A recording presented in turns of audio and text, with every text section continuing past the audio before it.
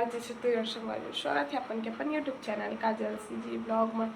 संगवारी आज हमारे गाँव में हुई गरिमा दिवाकर स्वर्ण दिवाकर के कार्यक्रम है। संगवारी हो जन्माष्टमी के 2 दिवसीय जन्माष्टमी रही थे, तो पहला दिन के वीडियो ला तो आप मन देखी ही हो। आज सेकेंड दिन और माँ कार्यक्रम रही थे संगवारी हो। ऐसे तो अगले साल झांकी वाकी धुमाल मतलब झांकी रहा है, तो ओला मन लड़ाई झगड़ा हो करके ना टाइम कार्यक्रम रखे। तो गरिमा स्वर्ण दिवाकर के कार्यक्रम में संगवारी, तो आप मतलब वीडियो में बनी रहूँ। मैं आप मतलब गरिमा स्वर्ण दिवाकर के कार्यक्रम दिखाऊंगी।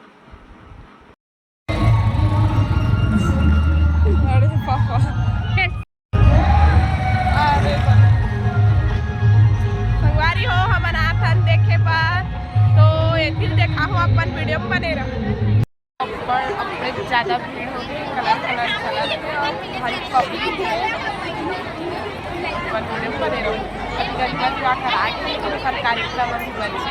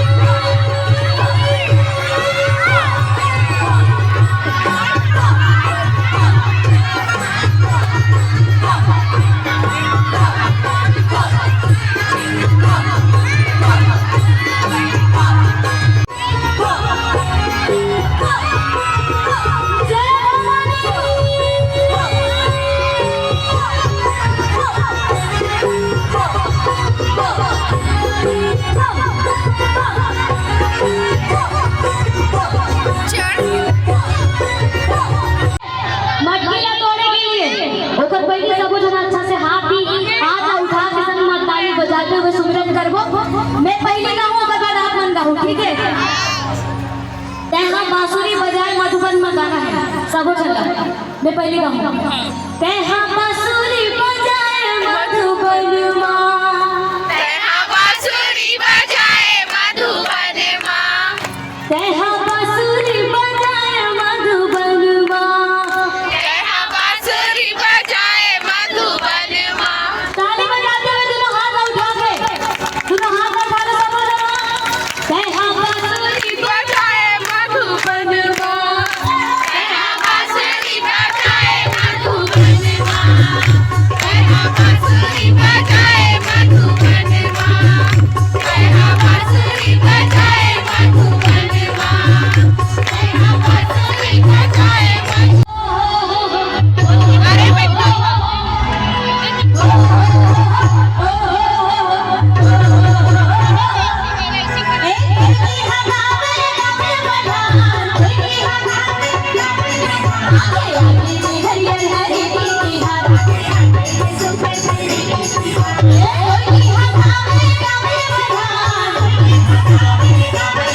आगे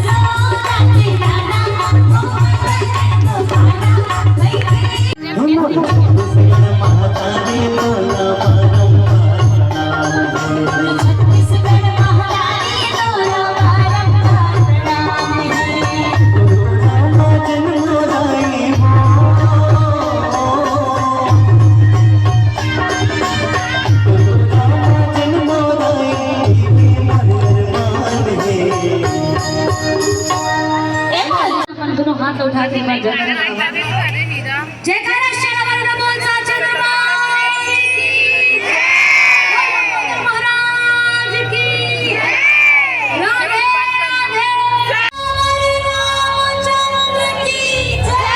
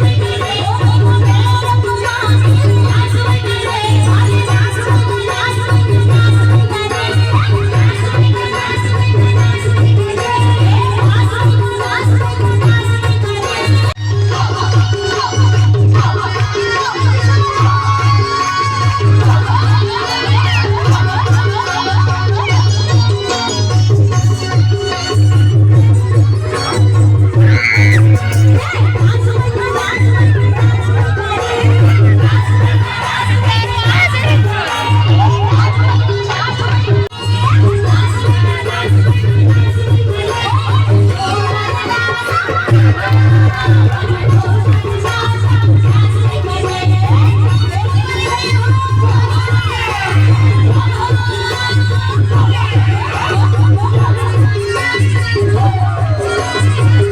you.